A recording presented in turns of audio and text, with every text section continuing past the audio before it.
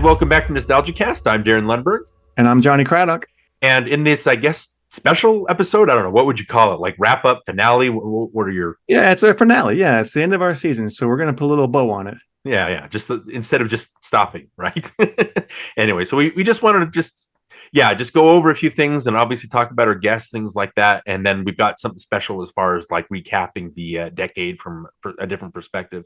But just a shout out to you, Johnny. Again, when we first started NostalgiaCast, I had these strict rules. I just want to do 80s, like obscure 80s movies that we only watched when we were little kids. And I don't want to do anything, that's so forefront that there's nothing left to talk about. But then gradually, because we did like It's a Wonderful Life and Back to the Future and Princess Bride, all these things, which are nostalgic. There's no way around it. They're nostalgic, right? It fits in. So I figured we were having a lot more fun, in the back of my brain. I was like, I'm having a lot more fun talking about these movies that I absolutely do love instead of trying to find something to talk about and make it worth like a 45-minute conversation, that kind of thing.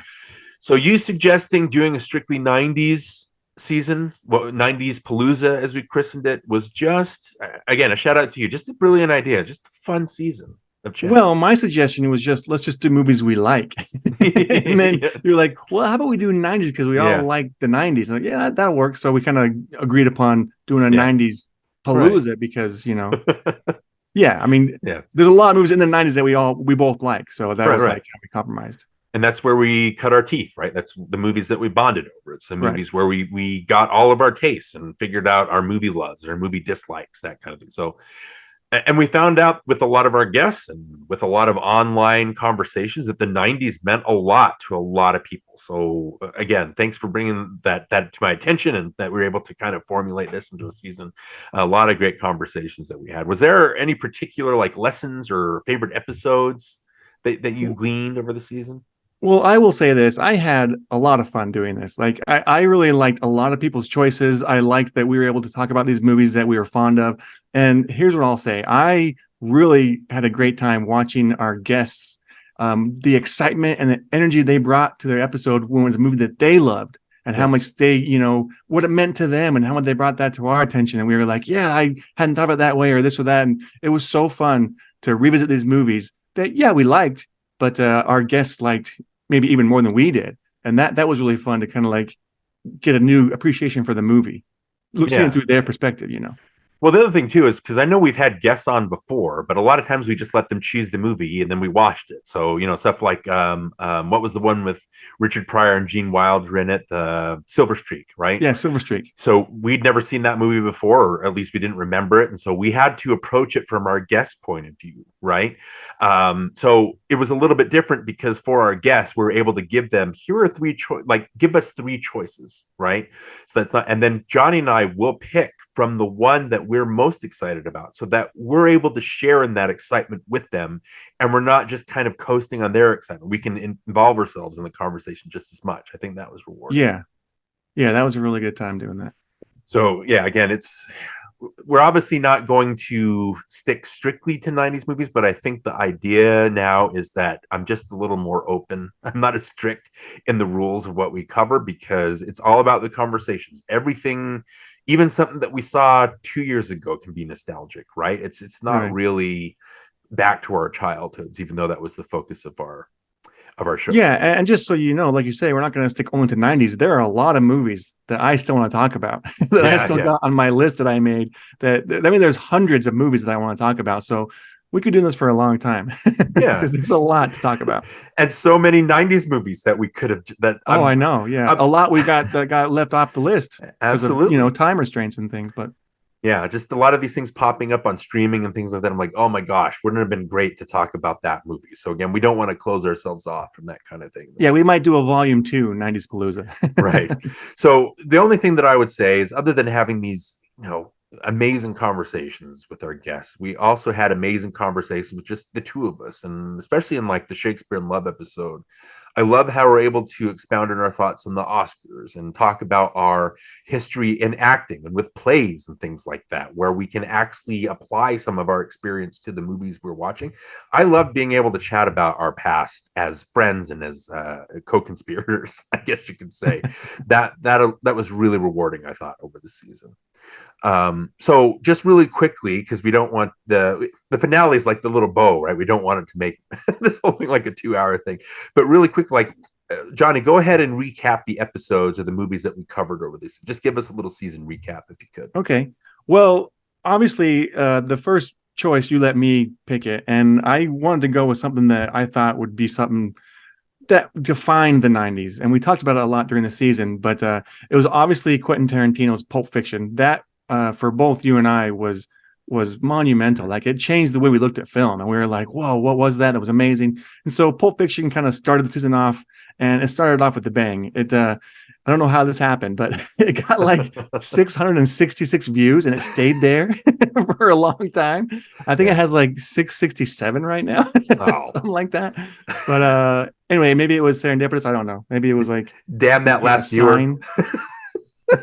Just were able to open that briefcase with their number of views. Right. We got to Marcellus Wallace's soul out of the briefcase finally by going past the 666 mark. Right. But it was fun. That was fun talking about Quentin Tarantino. We knew he was going to come up a lot during the season, and he did. And he definitely made his mark. And so we definitely need to talk about him with Pulp Fiction and what he was able to accomplish with that one. Yeah. And then we had a guest, Gareth Green, right? Mm-hmm. Yep. Yeah, he came on, and he chose Forrest Gump. That was our second episode. And we had some different opinions about that one. I think some of our opinions changed. Because I know I really enjoyed it when I first saw it, and I still really enjoy it. There were just things that I found annoying this time around. Like, I think that's the thing. Yeah. Like I think we talked about how it blindsided us, all three of us, when we watched it the first time. But then as it settled, and you kind of notice, oh, maybe some of these things are a little bit more kind of turgid and aren't really as uplifting as we thought. So yeah, that was an interesting conversation about how movies can change. It's not all being just bread and roses and that kind of thing. So why? Yeah, and your opinions changed with it too. So it depends. Then for the third episode, I chose Rounders. And I'm just really fond of this movie. It was big for me. I really fell in love with the poker boom when it happened, and I studied poker for a long time. In fact, I met my wife in Vegas because I was there to play poker. So that's how we met. Anyway, so Rounders, just a great looking movie, really fun, great script, great acting. I think it's just all around a great movie. So Rounders was fun. And then we had another guest, Phoenix Clouden, came on for our next episode, Ghost. Patrick Swayze, Demi Moore. Swayze. And what's funny, we talked about Ghost today with my kids in the car. They brought it up for some reason. Oh, you guys talking about Ghost back there. So it's still something that we enjoy as a family. And I know it was fun to go back and revisit that. And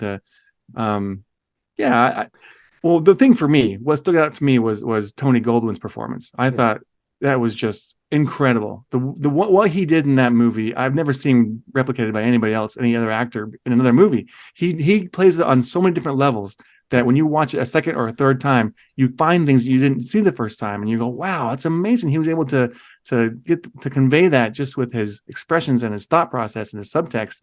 It was so good, so well done. Well, the thing is, like, you look at, as good as they are, Swayze and Moore and Goldberg, they basically just served like one purpose in the plot. Sorry. He was multifaceted. Like, he had a lot more interesting stuff going on. And so, that was definitely what we talked about. I just thought, you hear about Ghost, it's silly. Like, why were we talking about this? But again, a very good, refreshing conversation about how it's a 4-quadrant movie and how it had everything that everybody would want. And so that's why it became such a huge hit for that year. Yeah, wasn't it like the highest grossing of that year or something? For a long time, it stayed on the top of the highest grossing movies list, didn't it? Yep. It's a huge movie. Yeah.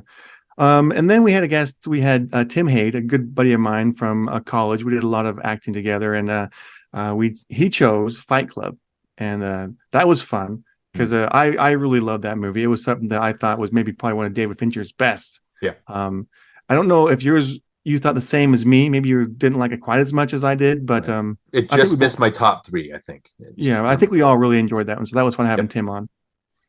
And then we did From Dusk Till Dawn. Mm-hmm. Lindsay and Washburn. We had Lindsay. That's right. She came on the horror movie maven, right? Yeah, that's right. Maven. I was going to say maven. Horror movie maven. That's better. That sounds. Yeah, I was going to say this. Whenever I am like searching for a movie to watch and I come across horrors, now I always think, would Lindsay like this movie? That always comes across for some reason. So if I think she'll like it, I might watch it. Yeah. Yeah. But that was fun. That was a good one. And then we did That Thing You Do, another movie that was important to me and to you. We saw it together, and it was I don't know, the music aspect of it was fun for me to revisit, and it was fun for me to kind of like relive my days, playing drums in bands and things Yeah. like that. That was a lot of fun. And plus Tom Hanks. Tom Hanks was Right. huge in the 90s. And that's our second Tom Hanks movie after Forrest Gump for this season. Yeah. Yeah, That Thing You Do, again, it's one of those things like I mentioned with Shakespeare in Love. It was great just being able to talk about your history in bands with music and with songwriting and things like that. So that personal band, and then also like there's actual meaning in That Thing You Do if you're looking for it. I thought that was great. Yeah. And then Men in Black was next. And Men in Black, we had Lady One. Yep, all you want. Yeah. The best laugh in the podcasting business, right? Yeah. And what's funny is we didn't really talk too much about the whole Will Smith, slap incident, but Yeah, we did kind of discuss it later. right. But yeah, I mean, Men in Black was fun. That was a movie that also meant a lot to me. It was something that I watched a lot, and I would, put it in to fall asleep to at night Yeah. because I loved it so much. So Yeah, it's actually, if you're looking at all the comic book adaptations of that decade of the 90s, Men in Black is not usually thought of as a comic book adaptation, but it absolutely is. It was a Marvel comic. And even though it doesn't really match the comics, I would say that it's probably the most pitch perfect, other than The Rocketeer, which we'll chat about in a little bit, was the most pitch perfect as a comic book adaptation. Just its themes of not everything is what it seems, and being able to get Ed Solomon's like input saying that, oh, yeah, all that was intended. Again, yeah, just a great deeper. I think all the thematic stuff really informs that movie and really makes it fun and extra special. And then Will Smith, he had Bad Boys and Independence Day and Men in Black. It's like a 1, 2, 3 punch. Like that's a high, man. He was a superstar. And so that's definitely why we wanted to talk about him. yeah. And then I knew we had to talk about the Coen brothers, and so I wanted to either do Fargo or The Big Lebowski, but I chose The Big Lebowski, and mainly because it was a movie that I didn't really like very much in the beginning Yeah. when I first saw it. It was fine, but I don't know, I didn't really understand what was so great about it because I knew Yeah. people liked it, but I couldn't really figure it out. So I gave it a second chance and I watched it again, and I started going, oh, there is something here, and then I started like all the jokes were just hidden all the right time, and I was laughing at everything. And now I love it. I mean, I can't get enough of that movie. I'll watch it, all the time. Whenever it's on, I make sure I watch it. Yeah. But yeah, I mean, it's great. It's Coen Brothers at their best, I think. Yeah. Or almost It's at their best. almost, well, it's one of their, I mean, it's even now you find people on Twitter or X, whatever the hell it's called, you're finding people that don't like it. You're finding people that it's their favorite movie. So like I said, I think the Coens are very hit and miss with people. I think the two of us, like, I think they hit more than they miss. But I can understand why they like something like No Country for Old Men, even though I would say that ties with Raising Arizona is probably my favorite Coen Brothers film. A lot of people will push back against that movie, so I get it. They're divisive films, even though there's a lot of surface pleasures to find in every one of them. Yeah, and then we kept it going. We did another Coen Brothers movie. We did Fargo, and this was another one of our guest choices. Yep.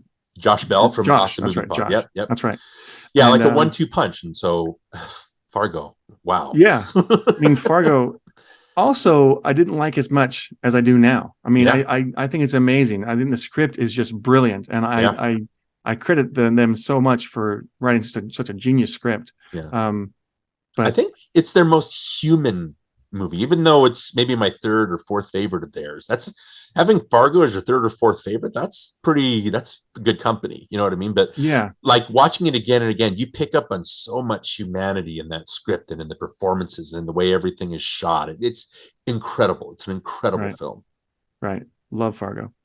And then we had a break from having guests, and we did Terminator 2 Judgment Day, and that was one of my choices. Yep. And again, we had to do it because we had to talk about James Cameron. Yep. We had to talk about this one. It made a huge impact on the film industry, and with special effects and the whole liquid metal and all that stuff, and just everything was again groundbreaking. So it broke new ground, and so yeah, that was just fun to go back and revisit that movie again. And then also it has Guns N' Roses in the soundtrack, so of course I'm going to talk about absolutely Terminator 2.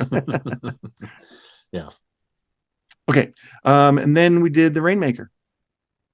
Yep. With Returning Brian. guest Brian. Brian Scuttle. Yeah, Brian's. That's right.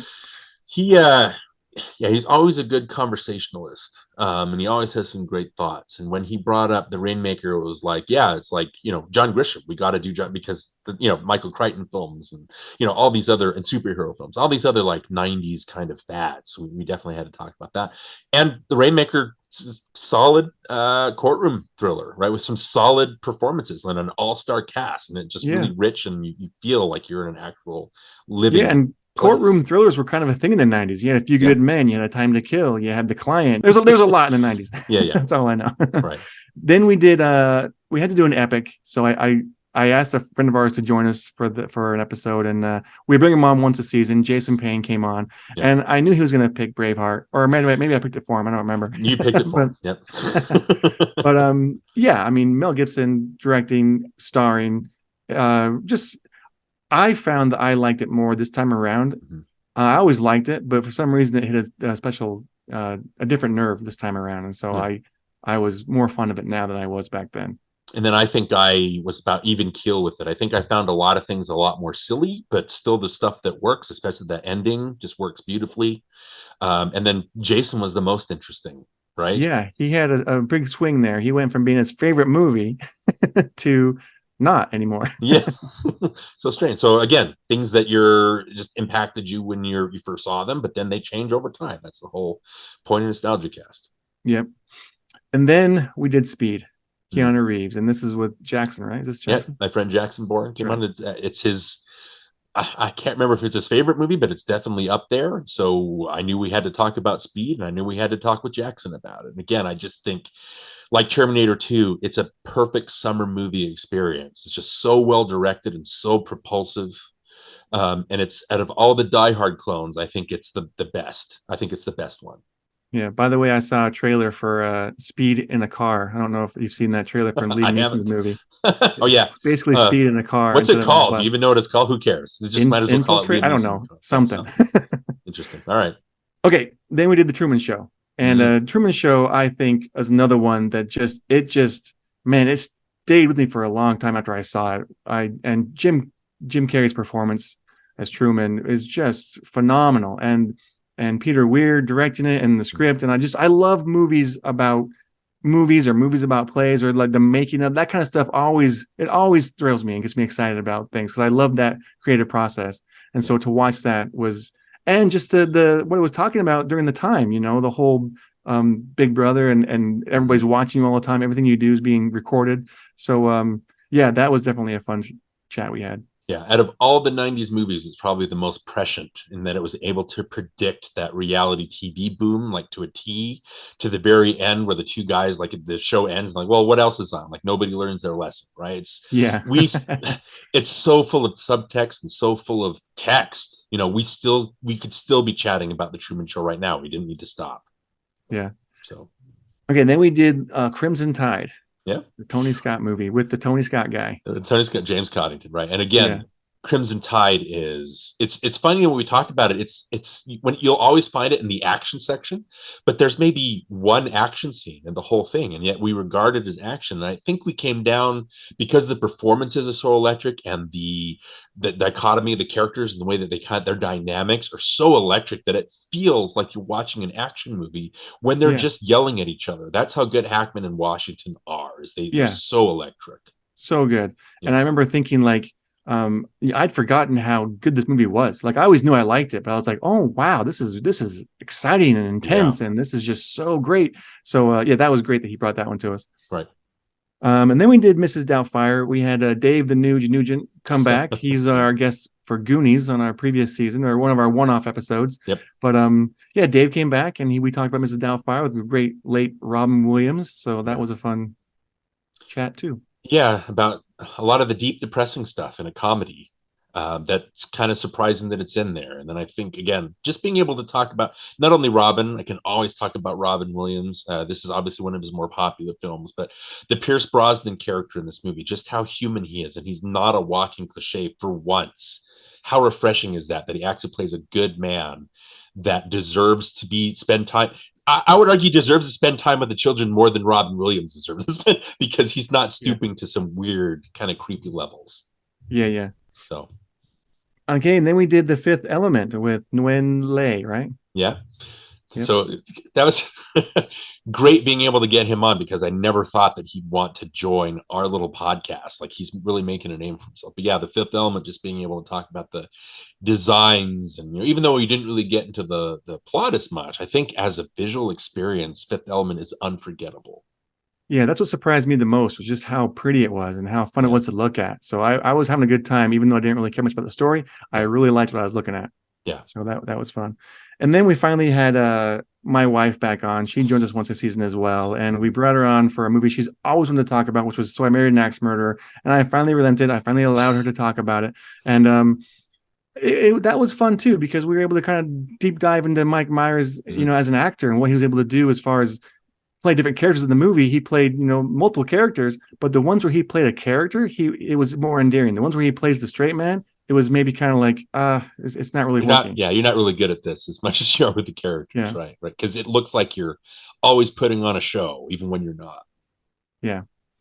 And then we did Face Off, which is one I didn't get to be a part of, Right. but that was Megan, correct? No, Megan was later. We had Oh, Sarah M. Fetters, film Sarah, critic, that's right, that's right. and was able to have a chat about the movie with her. Again, when she mentioned Face Off, it's like, oh, we have to talk about Face Off because of the performances. And we talked about John Woo, we talked about his influence, we talked about action, all that stuff. And then again, even though I thought that the human, like the Joan Allen character and some of the monologues, the human stuff in it is what really grounded it, you kind of had a different kind of experience with it this time. Well, yeah, like I loved it when I first saw it. It was so action packed, and I loved watching Nicolas Cage and John Travolta, play Yeah. each other's parts, and that was fun. It was Yeah. really How could fun. you not? Right, right. Yeah, and then of course the John Wooisms. I love all the John Woo, the doves and the slow motion and the standoffs. Great, great stuff. And then you get into the character parts where they're telling the stories, and it's just a lot of things they talked about just didn't really work for me this time. And I kept like just laughing at it, going, why did I like this so much? Yeah. It was kind of goofy, but still fun. I still have fond memories of it, and so I was glad we were able to talk about it a little bit. Yep.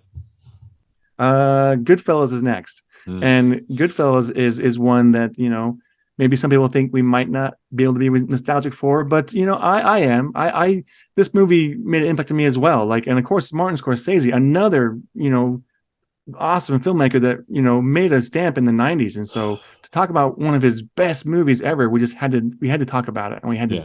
you know Scorsese is maybe, I mean, Spielberg is obviously my favorite living film director, but I could argue that Scorsese is the greatest living director, just period, just because of all the genres able to cover, just all the, even in Goodfellas, the camera work is so alive, right? And it's so visually daring, and it tells a story, and, all that stuff. Just Goodfellas, I think we mentioned multiple times, that's a freaking movie. Right, yeah, it's a movie and it's alive, and so yeah, yeah, all these movies that you kept bringing, like Truman Show and Goodfellas, like how could we not talk about those? Why haven't we talked more about those? So yeah, a yeah. gratifying Again, conversation. movies that we loved, movies that we Yep. wanted to like kind of gush over. Right. Okay, then we did The Rocketeer, and that Mhm. was Marilyn, correct? Marianne Peluso, Mary, the girly nerd. She, yeah, like I mentioned when we talked about Men in Black, it's like I think The Rocketeer is pitch perfect as a comic book adaptation. I know that it's weird that Batman kind of opened the door for comic book movies, and then the studios and Hollywood decided just to make pulp, like knockoffs or pulp adaptations like Dick Tracy or the Phantom, instead of just going Superman and Green Lantern like the obvious route. They went this weird pulpy route. I just think that the Rocketeer, it's just very like the Joe Johnsonisms. It's just very straightforward. It's not really about anything other than itself, and that's great because the period just works, and the daring do works, and Timothy Dalton works. All those things. I think it's yeah, just a pitch perfect experience, and I love that Marianne was able to bring in like the color palette and how everything's kind of muted, and bringing up all that, all these different aspects that we're talking about with these movies. It's fascinating talking about another point of view that somebody else brings up instead of just the same old stuff that we regurgitate, right? It's fun to latch onto these new ideas, and that yeah, color palette was super fun. yeah. I agree with that.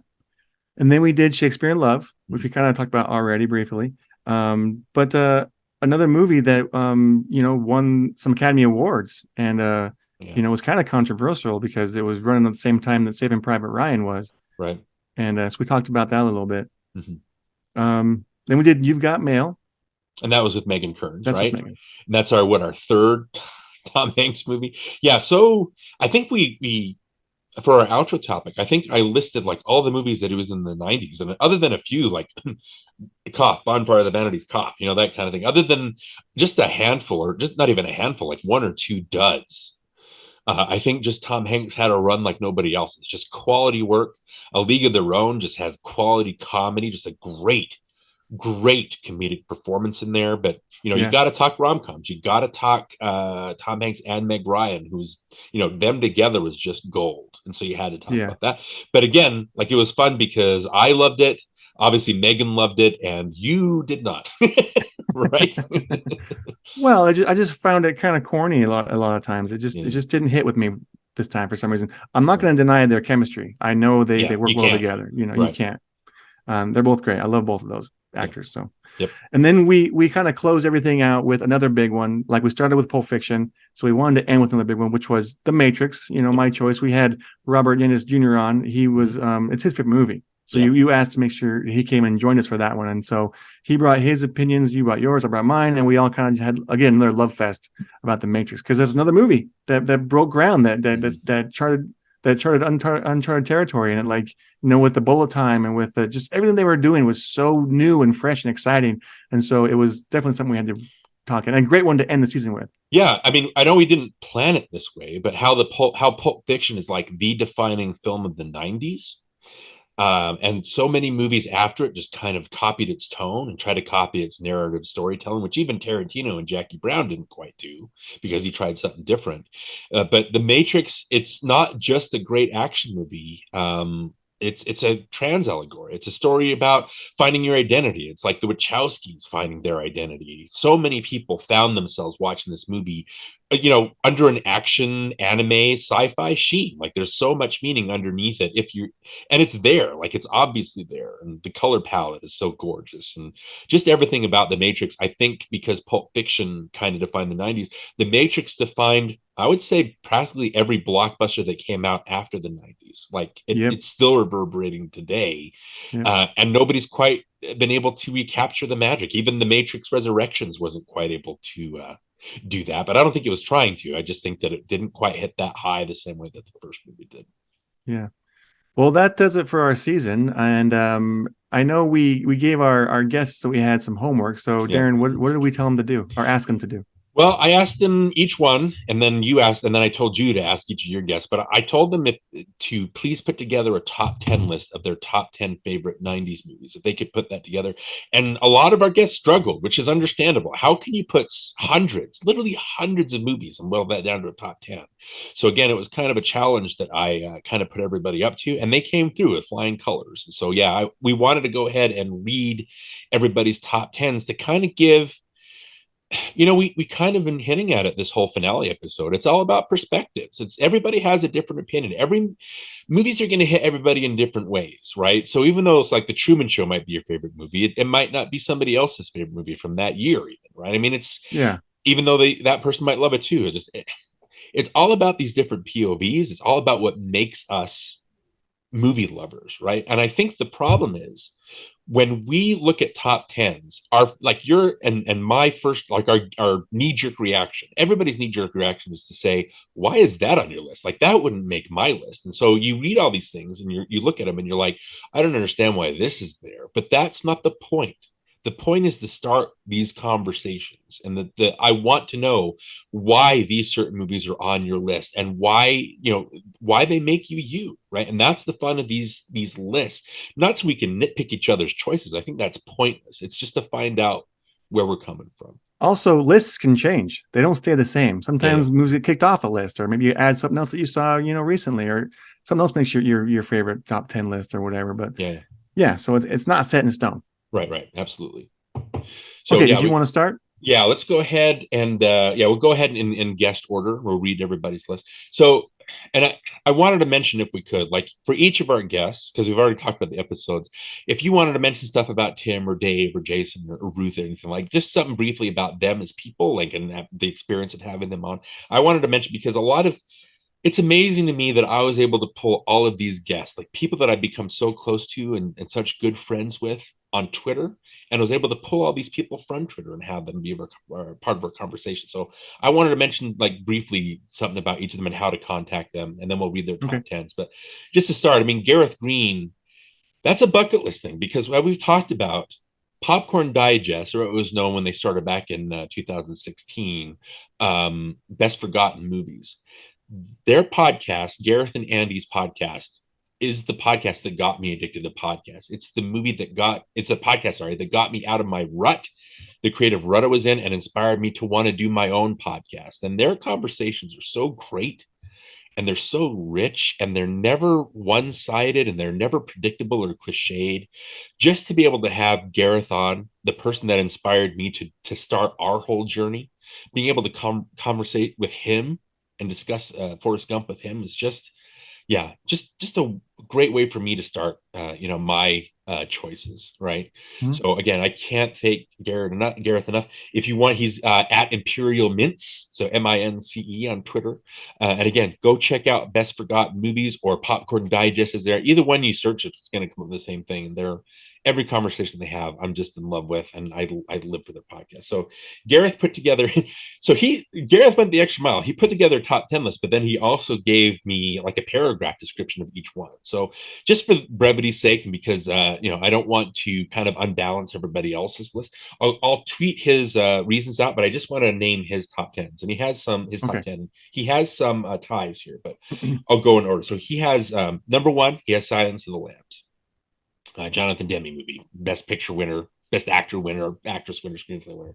Number two, he has Heat, Michael Mann film. Number three, he has a tie. He's got Titanic and Terminator 2 because you've got James Cameron starting and ending the decade with two of the biggest movies ever, right?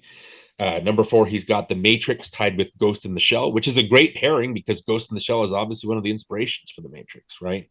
Number five, he has Alien 3 and The Exorcist 3 as a tie. Third, films that don't quite get the respect that they deserve, some would say. Six, he's got Goodfellas and Casino as a tie, which is funny because when we talked about it in our episode, Casino is just Goodfellas done over again, right? It's Redux. Number seven, he's got The Iron Giant, Brad Bird, instant classic animated film. Eight, he's got Jurassic Park, which we did cover with Jason the Binge Movies in a previous season. Number eight, he's got, that was number eight. Number nine, he's got Saving Private Ryan and The Thin Red Line as a tie, which, that was the other big war movie of that year, 1998. And number 10, he's got Dark City, the Alex Proyas film. So again, just a great solid list. And I'll tweet out his paragraph reviews for each of those once this episode goes live. Okay. So. Did you want me to read Phoenix, or do you want to read Phoenix? Oh, I'll go ahead and read Phoenix.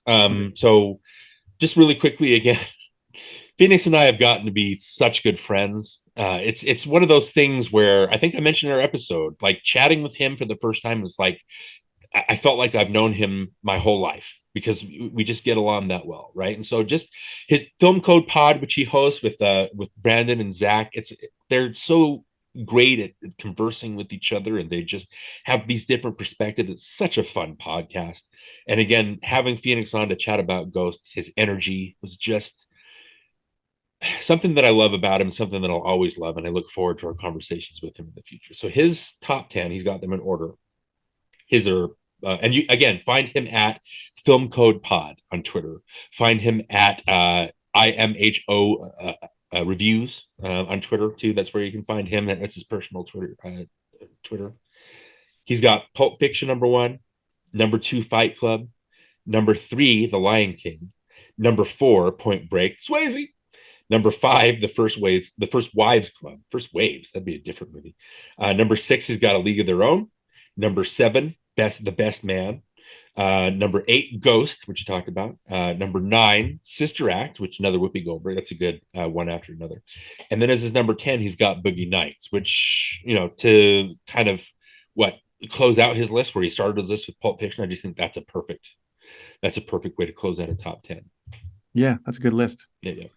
All right, and then I invited Tim on, Tim Hade, and his list number one was the Thin Red Line, Pulp Fiction, The Big Lebowski, Goodfellas, Fight Club, The Truman Show, Eyes Wide Shut, The Game, 12 Monkeys, and Forrest Gump. Mm. And I have a feeling, I said this before, but I have a feeling that we're going to see a lot of the same movies because Yeah. there's so many movies that, these people, all of us who call ourselves film, fanatics or, film movie buffs, whatever, we're going to kind of like the same things, I think, once in Yeah. a while. Movies that are so popular in the zeitgeist, right? Yeah. So yeah, definitely some of these will come up. Lindsay Washburn's list. Again, her YouTube channel, where she like goes through her VHS collection. She covers horror movies. She's got some great guests on. You can find her at Lindsay Washburn, so Lindsay Washburn. I just wanted to give a special shout out to her before I read her top 10. As a, I mean, she's a Crohn's disease advocate. It's something that she suffers from, and she's had, she's tweeted her journey, she's YouTubed her journey, and so you can find out all about her and her experience with that. But as a sufferer of a kind of a lower tier version of that, of ulcerative colitis, I'd gotten really sick the beginning of last year. And so it's what you call a flare up. And so it's not the kind of thing that anybody can, it's not a shared experience because it's kind of rare. Right. And so just not being able to, I mean, my wife is there obviously, and she can like help me through a lot of these things, but there's so many things and so many facets of this kind of disease or malfunction, as I like to call it, that are hard to share with people. And so reaching out to Lindsay, she was able to help me focus and help me to get that flare up under control. And so I can't stress enough, Lindsay is a personal hero of mine because she was able to pull me back from that and give me some guidance that I really, really needed. So having her on to talk about stuff that she loves, and then obviously because of what she means to me, I just wanted to give a special shout out to her. She tweeted something a couple weeks ago about how she's not taking very good care of herself because sometimes with the diets that we have to abide by, it gets tough and we kind of rebel. And so she was saying that she wasn't taking care of herself and she was feeling kind of sick and tired. And there was just so many things that she wanted to do. And yeah, Lindsay, like, we need you. So take care of yourself. Okay. Like, again, just a great person to have on a great conversation. I look forward to having more conversations with her. She says these are her 10 best films of the 90s. I don't know if these are in any particular order. And this is her trademark. She says, and may not be the best of the decade, but to me, they are the best representation of film in the 90s. So even though these aren't the best, these are her favorite. I love that she says Okay. that in all of her videos. So she's got Pulp Fiction, Jurassic Park, Terminator 2 Judgment Day, The Silence of the Lambs, Dazed and Confused, Goodfellas, Boys in the Hood, The Matrix, The Fisher King, and Speed. So that's a great list. Like, Yeah. it's hard to argue with any of those, Yeah. That's right? a great list. So okay. So next we have the Lady Wan, and again, like I said, she's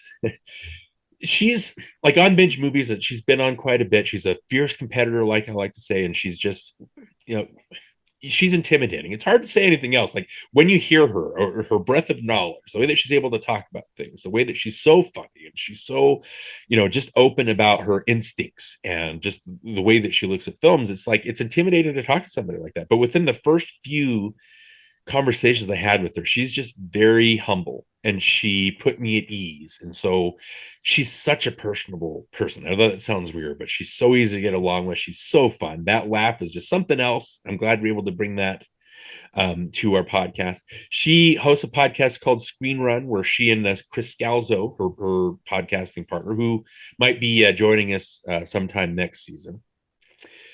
She, and again, you can find her at the Lady Wand, but Screen Run is fantastic. I think they're in their third season where they covered John Carpenter films. Their first season they covered Kevin Smith films. Second season they covered Alien. I might be getting that backwards, but they did cover Kevin Smith. They did cover the Alien franchise. And then for this one, like John Carpenter, they just finished that season up. It's a fantastic season. They delve into that whole, where they take this over of this director. And so, yeah, great podcast. Please go out there and listen to it again at Screen Run. Her choices, she had Jurassic Park, Fight Club, The Shawshank Redemption. Ooh, good first mention of that one. Beauty and the Beast, Disney, Clueless, Goodfellas, Men in Black, obviously, Terminator 2, Judgment Day, 10 Things I Hate About You, and Independence Day. That closes at our top 10. Yeah. Did you want me to go over Josh Bell's list? Yeah, go ahead and read the next two if you want. Okay. Next we had Josh Bell, and Where can we find him first, Darin? Well, his Twitter handle is at Signal Bleed. He's got his podcasting partner for Awesome Movie Year, where they at random pick 1 year and they cover like the blockbuster of that year, or the indie film of that year, or the Palme d'Or winner of that year. They have all these different categories.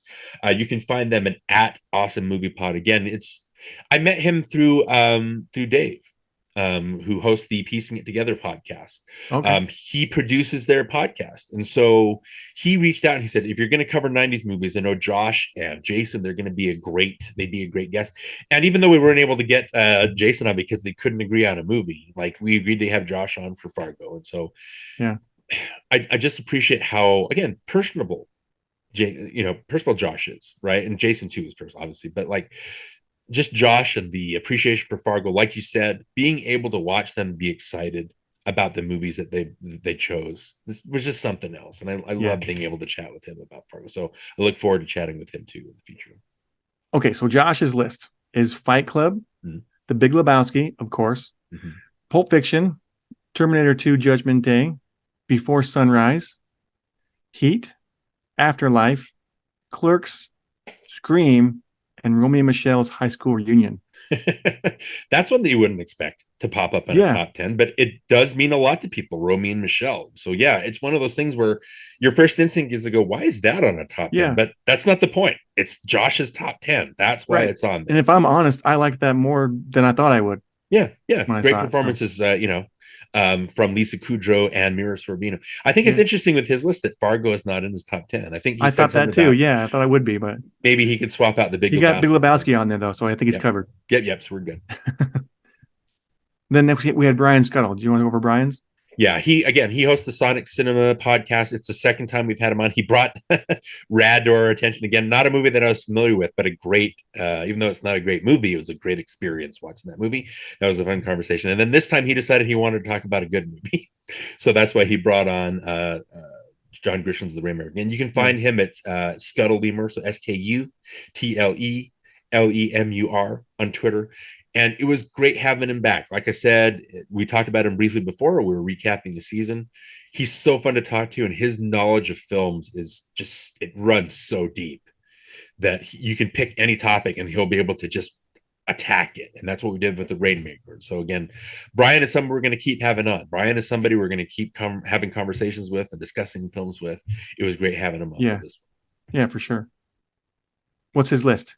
He's got Schindler's List, Pulp Fiction, Goodfellas, Saving Private Ryan, Dark City, that's one of his favorites, Fargo, JFK, 12 Monkeys, and then he closes out with 2 anime films, Ghost in the Shell and Perfect Blue. So yeah, again, a well-rounded top 10 list. Yeah, next we had Jason Payne, and before I read his list, I just want to say this list, it really does kind of let you know who Jason is. Yes, this is just so Jason. So if you got any question about his personality or what he likes, this movie list will let you know about Jason. Anyway, he has on his list The Iron Giant, which I knew that was going to be on there. Mission Impossible, The Shawshank Redemption, The Truman Show, Forrest Gump, The Three Musketeers, Far and Away, Braveheart. Surprisingly made his list, which but not number one, right? Yeah. And then Hook, and the one that we might have a question about is Cutthroat Island. But I think with Jason we can take a little different tack. What the hell, man? No, but again, like you said, it very much describes him, right? Yeah. So we'll have some questions about that one, but we always have questions when it comes to Jason. So. Well, we can ask him when we have him back. So right. Do you want me to go over Jackson's, or do you want to do Jackson's? Go ahead with Jackson's list. So Jackson's Bourne's list is Jurassic Park, Speed, Terminator 2 Judgment Day, Jerry Maguire, Clueless, Jackie Brown, Home Alone, Aladdin, The Matrix, and Pretty Woman. And when he gave me that list, I was like, Jackson, that's a very Jackson list. Like that makes sense of a lot of these. And, you look at something like Home Alone, but I know Patrick Willems did like a deep dive YouTube episode on Home Alone. There's some things going on in that movie as far as the filmmaking goes, like the color palette Mm-hmm. and some of the religious overtones. There's a lot more to Home Alone than we give it credit. We give it credit as the, Joe Pesci and Daniel Stern get almost murdered by Macaulay Culkin, right? Which is the fun Yeah. of the movie and why it was such a big hit. But there's a lot of emotional underpinnings to that movie that I think a lot of people take for granted. And even the part of the end with the neighbor, the old man, it still gets me, like George Costanza says. So Yeah. and then for James's list, well, just James and Jackson. They're a great pairing because I know they've had a lot of great conversations. Jackson, again, you can find him at Jackson Boren on Twitter. He's the 90s guy, right? He's just loves everything. The reason I wanted to have him on, other than the fact that I've had some great online discussions with him, is that he knows his stuff and he loves it with a passion, right? And so the same thing goes with James. He's got a passion for Tony Scott. Like, again, his Twitter handle switches, but he had it as that Tony Scott guy originally, which is how I got to know him.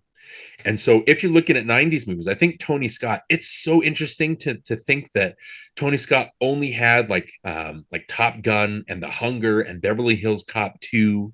And then he had, maybe one other that I'm kind of escaping. But you think that Tony Scott made his name in the 80s, but no, the 90s is where he had a lot of his biggest hits. And Mm-hmm. so if we're talking about John Grisham, if we're talking about Michael Crichton, if we're talking about courtroom thrillers and superhero stuff and comic book stuff like that, I thought Tony Scott, we definitely have to talk about that.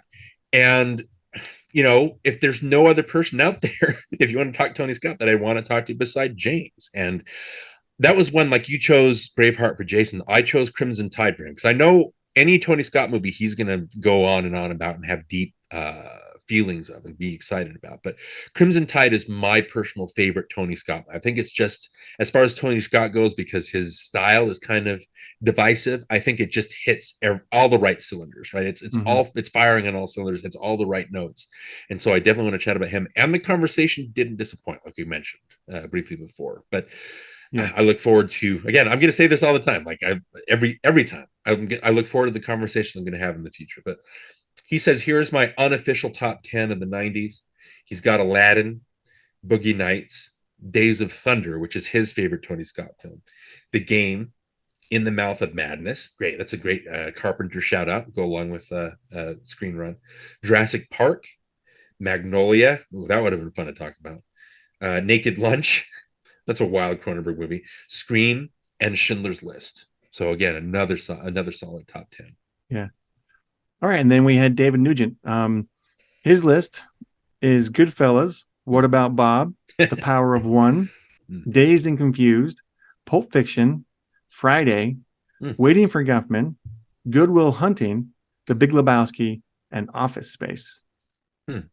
So, like you said, we had the Nuge on for Goonies, right? And his, again, just a fun person to chat with. But looking at his list, knowing Dave as long as you have, I mean, what stands out to you about his list right there? Well, I mean, I would expect more comedies than he has on there. He has a lot more like Goodfellas, and he's got Pulp Fiction and Good Will Hunting, and yeah, even though Big Lebowski and Oscar, they're the funny movies, he's got some good movies on there. He's not just, even though Dave was a comedian, he's just a funny guy. Yeah. He's got great comic timing.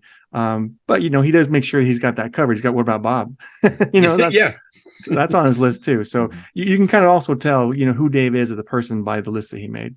Yeah, and that's the fun stuff with these top tens, like we mentioned, right? These are absolutely the people that made these lists. So for Wen Lei's list, just briefly, you can find him at the Viet who Viet, like in Vietnamese, Viet means right. So he's the Vietnamese guy who writes. That's technically what his handle means. Okay. But just a shout out to Wen again. He's making quite a name for himself as a Vietnamese critic, and being able to bring Vietnamese cinema to the forefront. And so, like we mentioned in the episode, I put a little feeler out and said, if there's anybody, like, I'm too nervous to ask people to show up on NostalgiaCast. So if you want to join us, please let me know. And he gave me a hand emoji, like a hand raise. And I thought, are you kidding me? Like, Wen wants to join us for a conversation? Because I think I got to know Wen through Robert of Crooked Table. Like, I've heard him on the Batman Begins episode that they covered, and I just loved his insight. And like Lindsay meant a lot to me, like Gareth means a lot, like all these guests mean a lot to me. Wen means a lot because as we talked about during the episode, having somebody who's got my back as a half Asian person and just being there as a forefront, seeing the strides that he's making. And I know he was in Texas where you are, but he's now moved back to Vietnam. He had personal reasons for doing that, but he's still tweeting. He's still chatting with me when he can. Um, it just means a lot that he's out there making a name for himself, bringing to the forefront Asian voices. That means a lot because I feel represented by when I can't express that enough. And we went on and on and on about that during the episode. He's just a great person to have out there. I just want to give that special shout out to him. So as an unranked list, he's got Beauty and the Beast, Kronos, the Del Toro film. That's a good one to have on. Jurassic Park, The Matrix, The Mummy, Princess Mononoke, Raise the Red Lantern, gorgeous film. The Sixth Sense, which has a lot to do with color, like Raise the Red Lantern does. Yeah. Speed, excuse me, and Titanic. So yeah, a wide-ranging list there gives you an insight into his insights and how he became a movie lover and how the 90s Yeah. defined him. Okay, well, I'll go ahead and read Ruth's list, my wife. And she wanted me to tell you, Darren, that she was kind of mad at you for only allowing 10 movies because she had a really hard time picking 10 movies from the Yeah. 90s. But again, she has a good list here. Clueless, which is a movie that we talked about on our podcast that she joined us for. Braveheart, Scream, My Cousin Vinny, one of our favorites. The Talented Mr. Ripley, which is an episode on her podcast, Paperback Flicks. They talked about that. High-stakes book, right? Sliding Doors, So I Married an Axe Murderer, The Nightmare Before Christmas, Groundhog Day, and Interview with the Vampire. Have they covered Vampire for their? Because I know it's an Anne Rice book. Yeah, it's an Anne Rice. That's one of her favorite authors. They probably will eventually, but they haven't yet. That'll be fun and a great undervalued Tom Cruise performance in there, right? Yeah. And again, it's funny that we always here. If you want to be a guest in our podcast, please you choose. We'll talk about it. But it's funny that every time you're like, Ruth, what do you want to talk about? Nah, I don't want to talk about that. So it was great. You're finally able to allow her to talk about So I Married an Axe Murderer. Yeah. But where talk a little bit about Ruth. Where can we find her on, say, on Twitter or podcast? Well, she's a published author. She has 3 books out in the 13 Tribes of Cain series, and her third one just came out called The Decree. You can find her on rjcredit.com, or you can find her at Goodreads or Amazon, wherever you buy your books. She's also a children's author. She has 3 children's books out now. The Color Kids series, which is kind of goes into these characters that she creates and how much they like certain colors. Yeah. There's like the blue book, the pink book, what's so pretty about pink, what's so beautiful about blue, that kind of thing. They're also out there. So if you have young kids that are learning about colors, those are great books to introduce them to color. And there's gonna be like 11 of those. So she has some more work to do. But her podcast is called Paperback Flicks, and she and a friend of hers from junior high school days, they started a podcast where they'll read a book and then they'll watch the film and kind of discuss the differences between the two. And that's a lot of fun. Yeah. Great podcast. Right. Okay. And then for Sarah M. Fetters, Sarah's great. Again, just the trans representation and just we mentioned it during the episode, the way that her from reading her reviews, she puts so much of herself into every review. So where she's coming from. I think that's important for a critic. And so being able to having these conversations with her and bringing her on was just a great experience. I love that we're able to chat with her. And it's funny because as I was putting together before we were prepping for the finale, I was putting together everybody's top 10s like the day of, and I realized, oh no, I don't have Sarah's list. So I tweeted at her really quick, and she was on an airplane. Like she was flying on an airplane. She's like, well, maybe I'll put something together really quick. And she did that. Like within 10 minutes, she was able to give me a top 10. I think because she had it circling in her mind. But yeah, like we talked about it with everybody else, this list really defines her. You can find her at Movie Freak Sarah. She writes for moviefreak.com. She's the editor there. And again, read her reviews. She's got a list of the 1001 great films, which is just such a phenomenal read.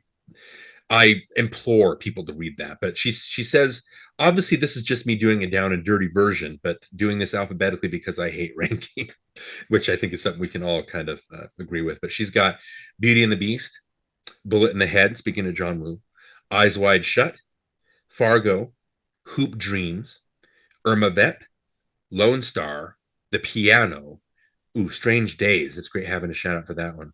And then The Thin Red Line. Okay. So there's a lot of deep, ruminative ideas and structures and There's one I don't subjects know and on there. ideas. Irma Vep. Never heard of that movie. Yeah, that's an interesting film. It's kind of more meta. Like I absolutely implore people to go ahead and check that one out. It's an experience, man. And so I think that's another thing, right? I mean, you want to have these lists where you don't just want to find out about the person, but you want to find out new films, right? It's about experiencing like films that you've never heard of before. It's about Mm-hmm. experiencing you know, someone mentioned the title, like, I've never heard of that before, and they describe it to you, and then you're like, oh my gosh, like that sounds like something that I would totally love, Yeah, right? yeah. Again, it's the Essayist film, but Irma Vep is definitely one of those films. I'm glad she has that on here. You need kind of a shout out to those under known or not as well known films. Okay, I can do Marianne's. Yeah, go ahead. Go ahead. All Great. right. Marianne's list is You've Got Mail, That Thing You Do, While You Are Sleeping, Home Alone, The Rocketeer, Hmm. Aladdin, Beauty and the Beast, A League of Their Own, The Fugitive, and Titanic. Hmm. Great list. And again, that's very her. You can find Marianne at the underscore girly underscore nerd on Twitter. She also writes for Wealth of Geeks. So if you look up at wealth underscore of underscore geeks, she's making a name for herself. Like she's a monster. Like she's able to just churn out all these top tens and these articles that are just so insightful and not just one-offs and not just like quickly off the top of her head kind of thing. She's Hmm. got a breadth of knowledge about films. She's a Disney lover, obviously, so she can chat you up about that. Like she just previewed an article for me that she's going to publish here in the next little bit about Disney. And so, yeah, just a great writer and a great mind, and just so very wholesome, so very, fun to talk with. So, yeah, definitely check out her work. Definitely follow her on Twitter if you can. And then for Megan's list, again, you can find her at Opinioness World, so two S's. She hosts the Spoiler Piece Theater podcast, which is a great podcast. They converse very well. It's Evan Crean and Dave Riedel are her co-hosts. Um, Megan's another one of those people. I hope that she doesn't take this as a judgment because I think we talked about it in the episode, but she's got the third best laugh in the podcasting business after the Lady One and after Jason of Binge Movies. But just another intimidating on the surface. Like her knowledge of films and her conversations that we have with Jason and on Spoiler Piece are just so in depth. They make me shake because I want to be part of that conversation so badly. Like it's just a great experience listening to her. But when you chat with her, she's so personable and so kind, and she's become a really good friend on Twitter. I love that she's able to join us for You've Got Mail. I'm going to love chatting with her in the future about maybe a movie that you'll enjoy, that kind of thing. So she's just such a great mind and such a great. I hope this doesn't sound disparaging, but she's a great lady. So yeah, great conversation. So she's got it's funny, she prefaces it by saying my ranking right now, but it could change tomorrow, which makes sense. In order of preference, she's got Terminator 2 Judgment Day, Titanic, The Silence of the Lambs, You've Got Mail, The Matrix, The Piano, Daughters of the Dust.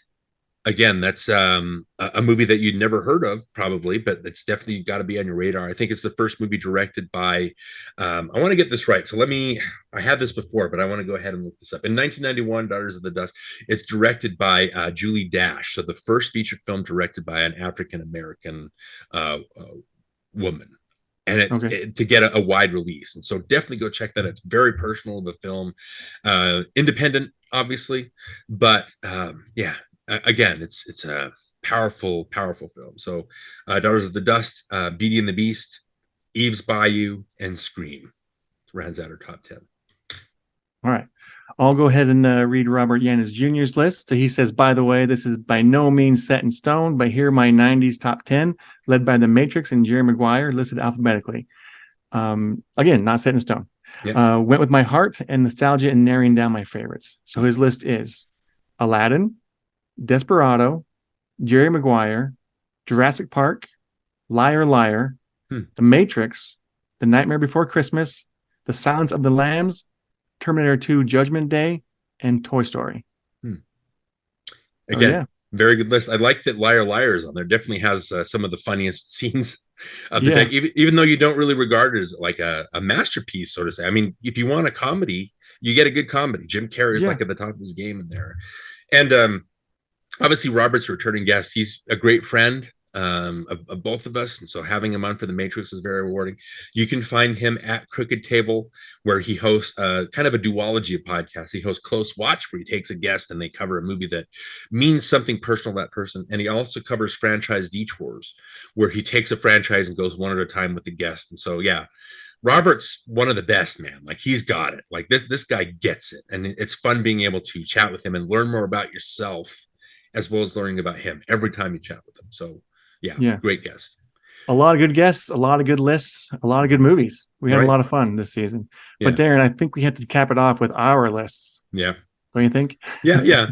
So I know that, and I had my list early on because we both have our different ways of attacking our list. Like I'll let you explain your ranking, but for Okay. me, a while ago, I did a ranking of my top 10 films of each year of the decade. I don't remember why, but I had this list just ready. And so I was able to, I just pulled my favorite movie of each year of the decade. And that's how I formulated my top 10. And again, even though there are other movies, like we covered The Truman Show for 1998, it's not my favorite 1998 film. It's probably my second, but there's another movie that's a little higher than that. But Okay. it's amazing that you can have a movie that's my favorite, but you can also have The Truman Show as a number two. Like, how great is that?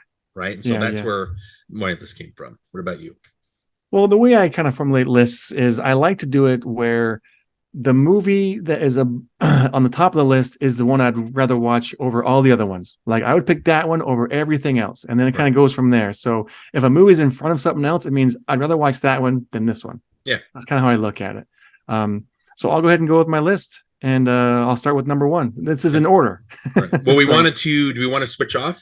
We want to switch off, right? Like you give one. And Let's do that. That's a good idea. Okay. So it's my not number just one, both of us talking for huge chunks of the time. yeah, as far as the best film, in my opinion, of the 90s, and the one I'd rather watch more than anything else, is Pulp Fiction. Mm. And that's why I picked it for the first, episode of our season. Yeah. And if you want to learn more about that, obviously listen to the episode, right? Yeah. And it's funny because we covered Pulp Fiction for an episode. My top film of 1990 is Goodfellas. And yeah, listen to that. It's I was just being able to talk about our love for the movie. And even though you've heard a lot of the stuff that we talked about before, because how could you not? I think it's great approaching it with that perspective. I will say, though, of the 90s, it was fun because I would call that the year of the gangster, because you've got Goodfellas, you've got Miller's Crossing, which is a classic. You've got Dick Tracy in there, which I would count as a gangster because obviously Dick Tracy goes against us. And then it's got a great Al Pacino performance in there, but so does The Godfather Part 3, which Coppola released it as The Godfather Coda. The Death of Michael Corleone, which I think is a better title because it lets you know what type of movie it is. I think The Godfather 3 is regarded as a bad movie, but I think that's only because it pales in comparison to the first two, really. I mean, that's what we're looking at. I think The Godfather Part 3, or as I'll call it, The Godfather Coda, right? It's still a masterful film, and there's so much that's covered in there that's just so great. So it's, again, weird that it's had so many top-tier gangster films of that year. That decade, no, that year, right? Not so much. Yeah, that year for you. So my number two favorite movie of the 90s is The Matrix. Don't need to go in too deep about it, only because it just blew me away. It was such a groundbreaking movie, such something. Man, I just couldn't get enough of it when I watched it. Yeah. I was blown away by it, and so yeah, The Matrix by far. I'd rather watch that over the ones underneath it. Yeah.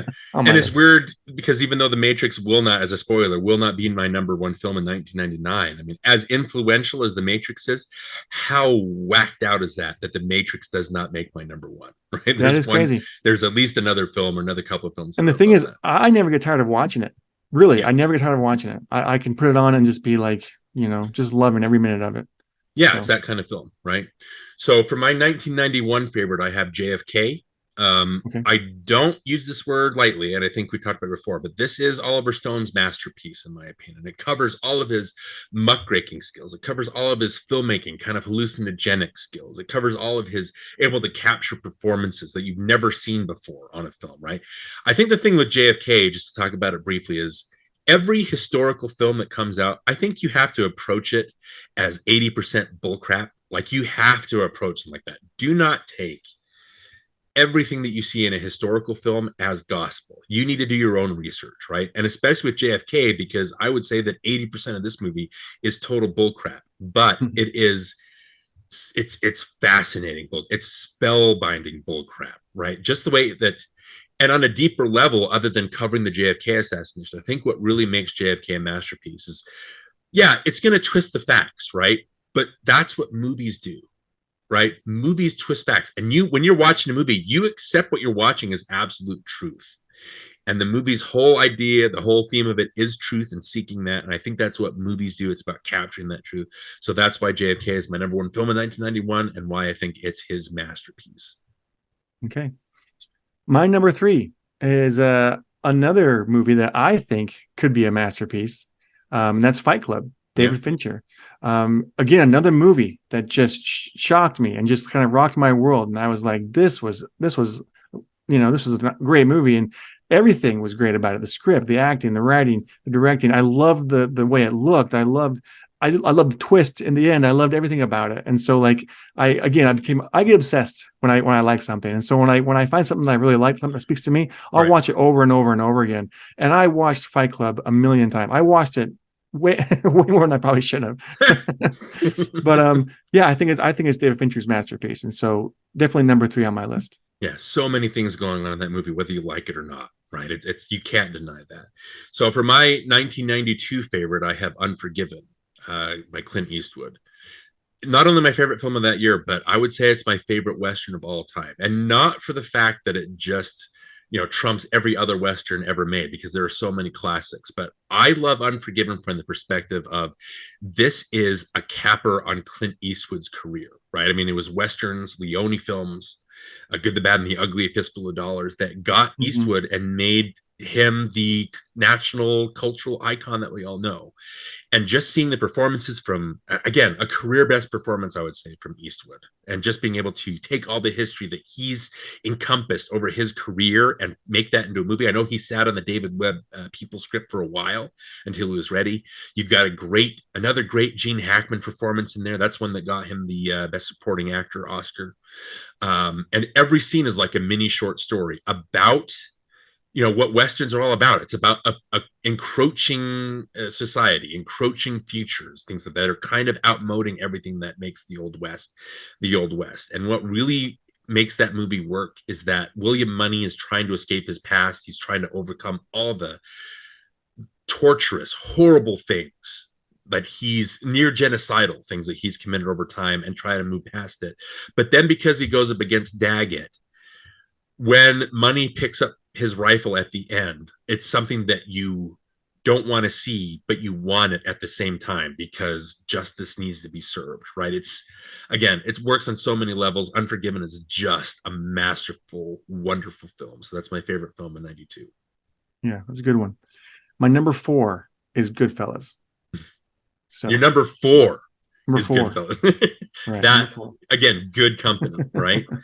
Was there anything that we could add about Goodfellas, even though we both have it in our list? I mean, man, Ray Liotta and Joe Pesci together, and De Niro, and just Sorrino. I just love watching them. I love watching them in these characters and in these roles, and it's just so fun. And I just get lost in it whenever I watch it. So, again, just such a good movie. Right. Okay, so for my 93 film, I know Jurassic Park came out this year, but my favorite film of that year, my favorite Spielberg of that year is Schindler's List. And I think, talking about Jurassic Park with Jason, something changed in Spielberg where he doesn't have the same instincts that he had in the 70s, where his filmmaking instincts fit with the cultural instincts, and everything just hit like gangbusters, right?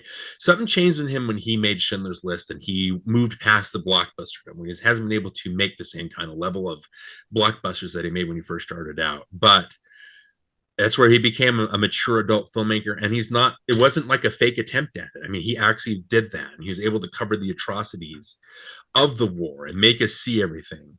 And the way that he plays with color, the way that he plays with emotions, like I know Spielberg gets a lot of flack for how sentimental his films are, and then how unsentimental Schindler's List is until the end, where all of a sudden Schindler's like, I could have saved more. I don't know why I did. And they have to tell him, you've saved countless people, right? It's so emotional. But the thing that I'll always remember about Schindler's List is, Johnny, we go to movies all the time. When the credits start of a film, you'll see everybody gets up and leaves, and it's only the weirdos like us that'll sit through the very final credit. For Schindler's List, this movie affected the packed audience that I saw it with back in Christmas of '93. It affected everybody so much that when the credits started, nobody moved a muscle. Everybody sat there because either they were awed or because they were paying the movie its damn respect, right? Everybody sat for those credits until the very end. And then when the lights came up, that's when everybody stood and started talking and walked out. I've other than maybe the Blair Witch Project, I don't think that I've had a communal experience in a theater quite like that. So definitely made an impact. Yeah, good movie. Of course, my number 5 is A Few Good Men because it has to be on my list, and it's one of my favorite movies of all time. Yeah. But it's kind of been moved down the list. It used to be number 1, number 2, and it's been slowly being kicked down because I've seen movies that I find more interesting or just I have more fun watching. As much as I love A Few Good Men, I can't get enough of it. Like I love watching Tom Cruise and Jack Nicholson and just everyone, Kevin Bacon.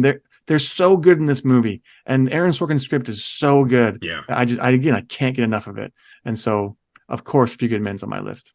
And I think you could argue maybe Aaron Sorkin never quite hit the highs of screenwriting. I would say he didn't. I don't think he got as good as he did with A Few Good Men. Like there's some good stuff that he's done. I'm not going to say he's not still good. He's still a great writer, but A Few Good Men, for some reason, was just almost perfect. Right.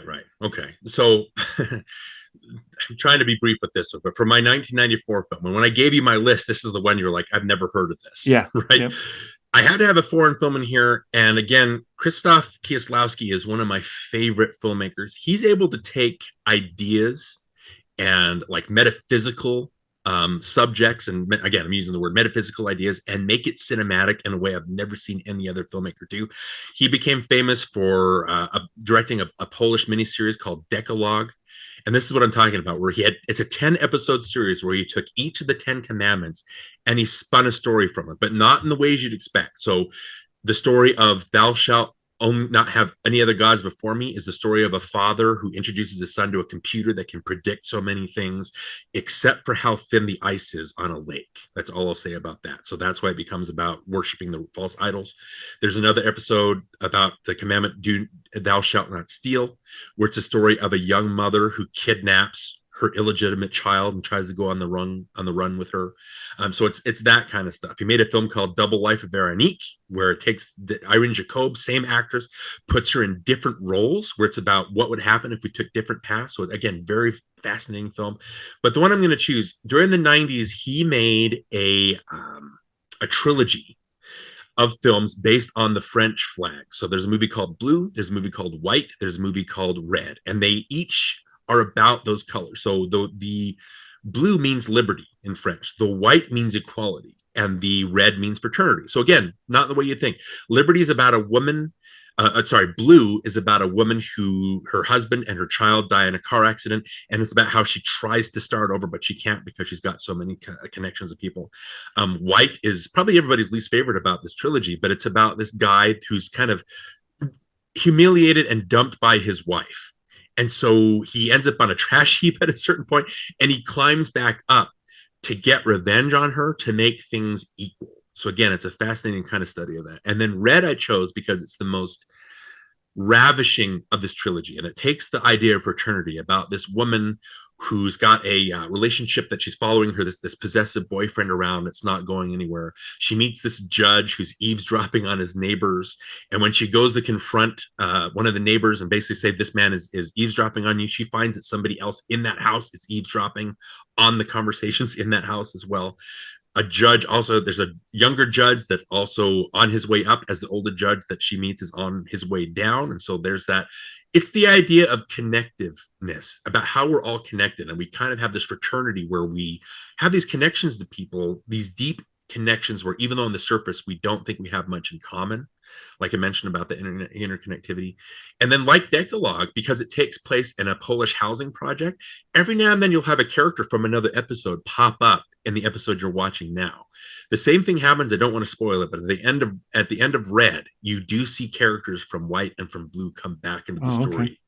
And it ties everything together. Again, it's so ravishing. The color red, again, more than Blue or White, the red is definitely, it imprints on you, right? Probably the closest it's ever come since Ingmar Bergman did with Cries and Whispers, the color red. But it's, these movies are, they change your mind. You know what I mean? And A Few Good Men is something you want to have on your list because that's the epitome of entertainment, right? But then you also want to have, I think, a metaphysical film like Red or like White or like Blue or like Double Life of Veronique, where it changes the way you look not only at life and about characters and stories, but also on how films are made and how films are told and spun. I think it's very important, and I think it's probably my, you think of trilogies and you think the Pirates trilogy, you think of the Dark Knight trilogy, you think of the Lord of the Rings trilogy, but I think the Three Colors trilogy is my favorite just because when I sit down and watch them, which I have multiple times, I learn new things about myself and new perspectives of film. So, yeah, that's definitely my choice for a movie that probably people haven't heard of, but you definitely need to check those out. Yeah, I hadn't heard of it, and I am definitely intrigued, so I'll have to watch it. Yeah, fascinating Sounds good. films. Sounds good. Okay, my number 6 is Good Will Hunting, Hmm. and I was going to pick this movie for an episode, but I kind of thought one of our guests might, so I kind of laid off of that one for a while. But maybe we'll talk about it later. But I mean, for me, for this one, it's the script. It's all about the script. And again, Matt Damon, Ben Affleck do a great job, and so is Robin Williams. But the script is just amazing. I remember when I entered the Project Greenlight contest, and they posted the script online to kind of read, just so you can see what the industry standard format should look like. And when you submit your script, and I remember reading the entire thing and just being like, that was amazing. I think I read it before I saw the movie, even maybe, but I was just kind of like, wow, that was amazing. But anyway, the script in this movie in Good Will Hunting is just phenomenal. Definitely deserving the Oscar. Definitely. Yeah, it made Damon and Affleck's careers, arguably. Yeah. Right. That's definitely solidified that.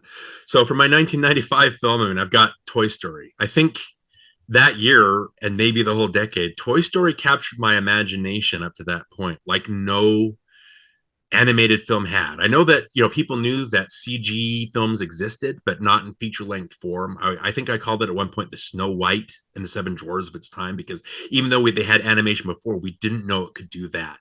And so it's got that whole Pixar feel about the wonder and the comedy and the wit, right? About toys that come to life. It's got arguably Tom Hanks's greatest performance of the decade, even though he just voices a toy doll, right? It's got Tim Allen as Buzz Lightyear, right? It's got Don Rickles as Mr. Potato Head, so many great characters, so many great voices. And like I said, like I watched the whole movie like in awe and just fascinated wonderment of this movie that was able to show me a different perspective of things. Just the way they twisted everything and made relatively 2D images 3D with the CG. It's just amazing, and it's still reverberating today. Even though you could say that the animation is dated, like the dog Scud or Spud, whatever the dog's name was, like it doesn't look photorealistic, but it's a dog. You can definitely tell that, right? I just think that just the characterizations and is turning a buddy comedy into something so transcendent. Toy Story is just still my favorite Pixar movie. Yeah, definitely a good one. Okay, my next one is Fargo.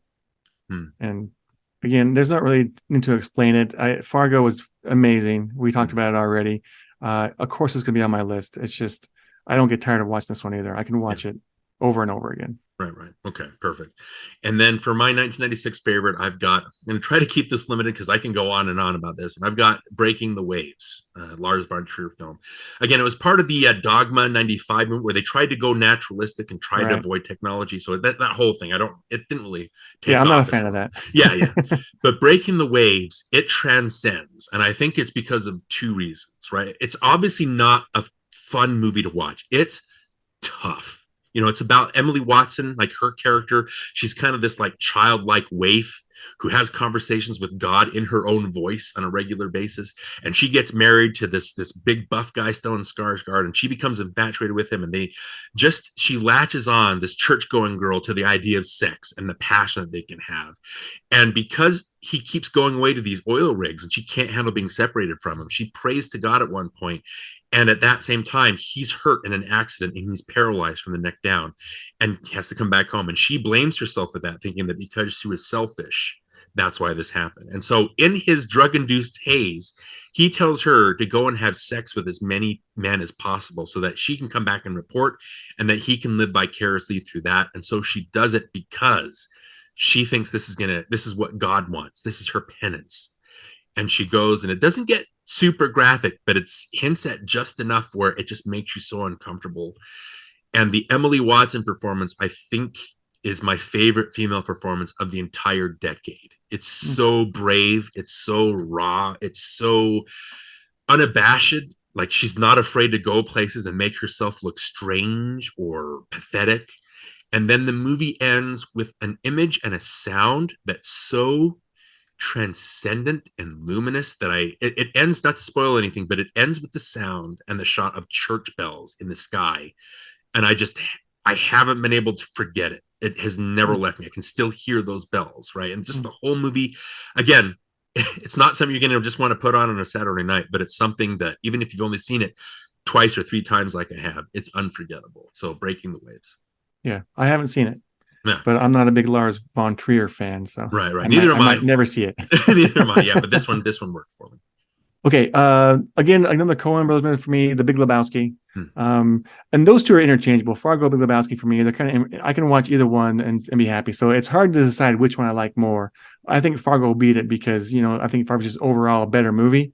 But The Big Lebowski just makes me laugh all the way through. And so I had probably more fun watching The Big Lebowski, but I think Fargo's a better movie. So that's why Fargo barely beat it.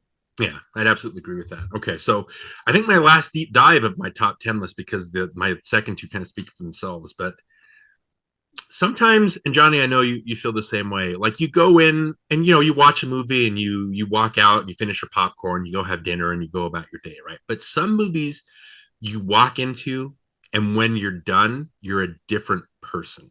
Like, everything is new when you step out. Like, the smells are new, the sights are new, just the people are new. And for me, for 97, The Sweet Hereafter was that movie for me.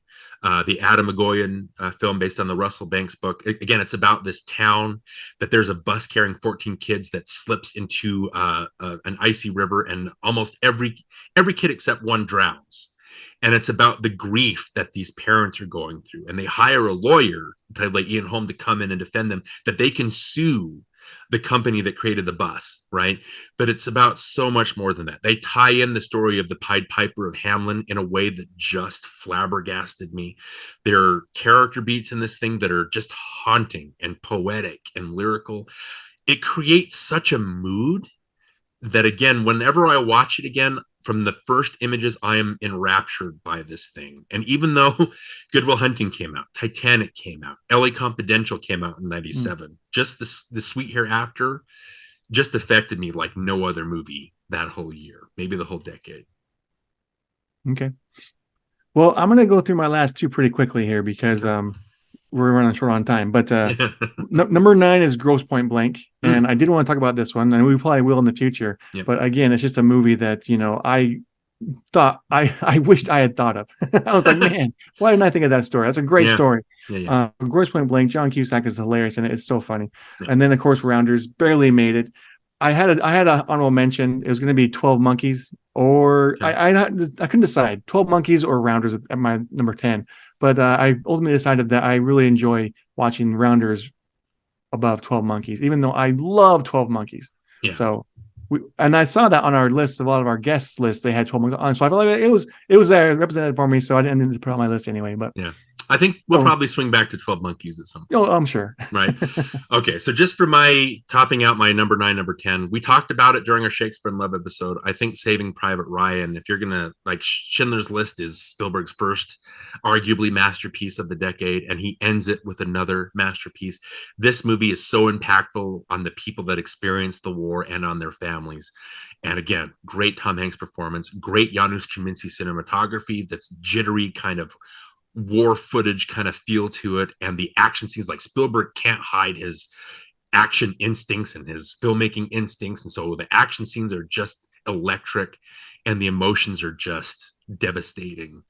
You know, Tom Hanks has a monologue that's devastating. The deaths are devastating. Every time somebody dies, it's one of our people, it's one of our brothers. So yeah, Saving Private Ryan. And then for 99, like I said, like, even though The Matrix came out, like, in 95, Toy Story, like, wowed me, right? And Toy Story 2 was the same experience for me. Again, just, out of all the Pixar movies, not just wowed, like, I was in tears not just laughing tears, but there's a part where Jessie the doll recounts her story. And I remember when that Sarah McLachlan song kicks in, my jaw was on the floor, because even though we have this evolution of animation, like evolution of storytelling, evolution of character, you have this scene in the middle where it's so human and it's so heartbreaking and it's so, I don't know how else to explain it, just that part, like I was in awe, and then the next scene you're automatically back to laugh. So I was in a high for this entire movie. I think it, I said Toy Story is my favorite Pixar, but Toy Story 2 might tie it. I think it's maybe the greatest sequel, my favorite sequel ever made.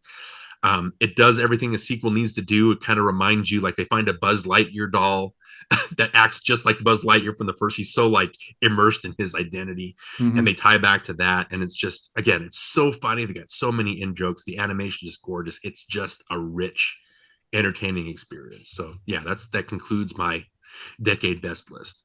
So did we want to just recap real quick? Yeah, my list was Pulp Fiction, The Matrix, Fight Club, Goodfellas, A Few Good Men, Good Will Hunting, Fargo, The Big Lebowski, Grosse Point Blank, and Rounders. Okay. And then I had, in order of release year, Goodfellas, JFK, Unforgiven, Schindler's List, Three Colors Red, Toy Story, Breaking the Waves, The Sweet Hereafter, Saving Private Ryan, and Toy Story 2. Nice. All right, Darin. Well, I think that does it for our 90s Palooza. Well, right? here's our season. Here's the thing, man. Like I wanted to keep this short, and we're at an hour and a half.